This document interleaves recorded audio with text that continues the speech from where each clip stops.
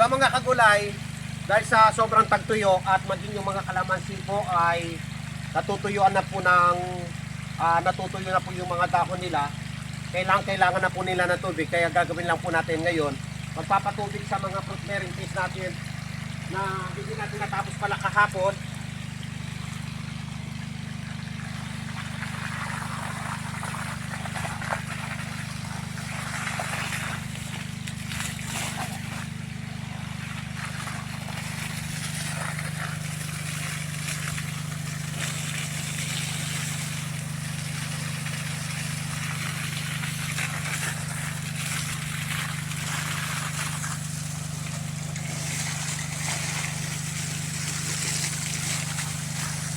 So sayang po kasi mga kagulay, napakarami po natin fruit bearing trees dito.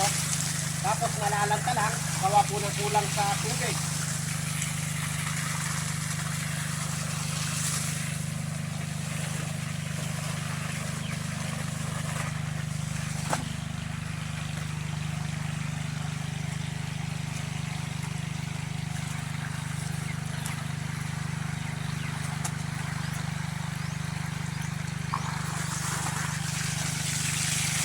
So pati yung tubig lumalabo, gawa po ng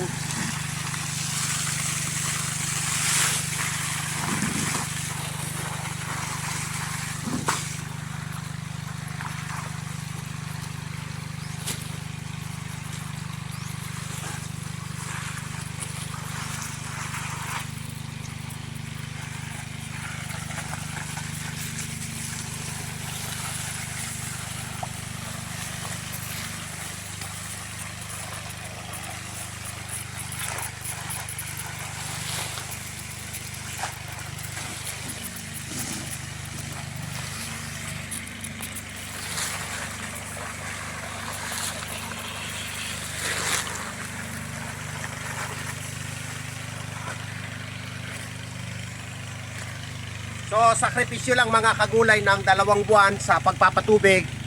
Pag tumulo na po yung ulan dyan, sa loob lang sa buwan ng May or June, safety na po yan.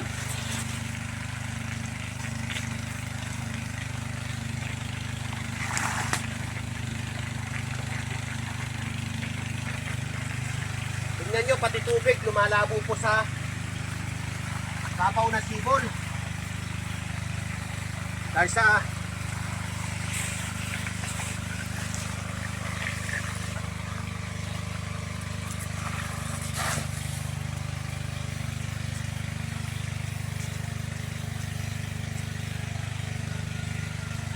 kagandahan nito, pagbasa yung lupa, yung mga manok po natin, kakalkalin po yan para makakain po sila ng mga bulate.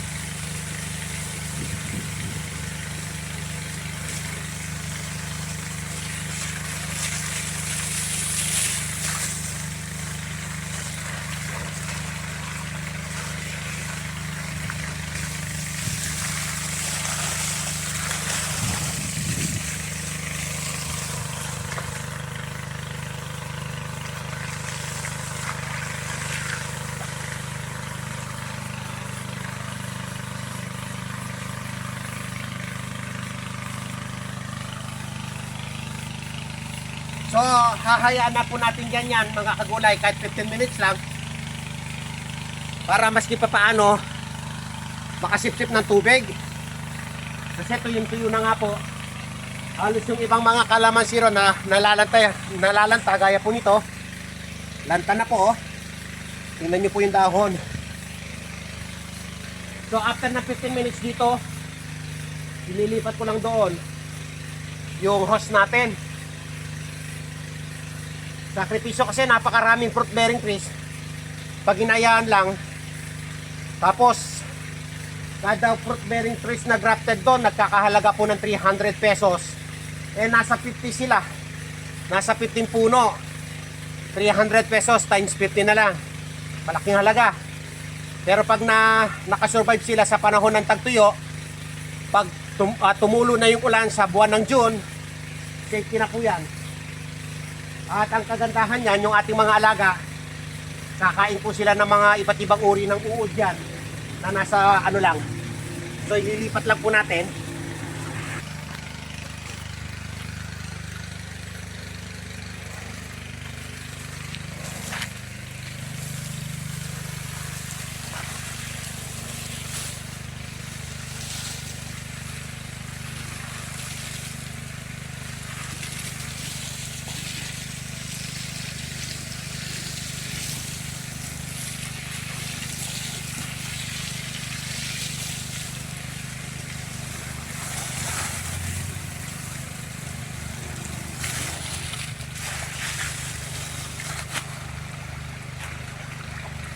So yan lang po mga kagulay. So kahit 15 minutes lang, ilalagay ko lang dito. At least sisip-sip na po ng tubig yung mga ugat ng ating mga alangan.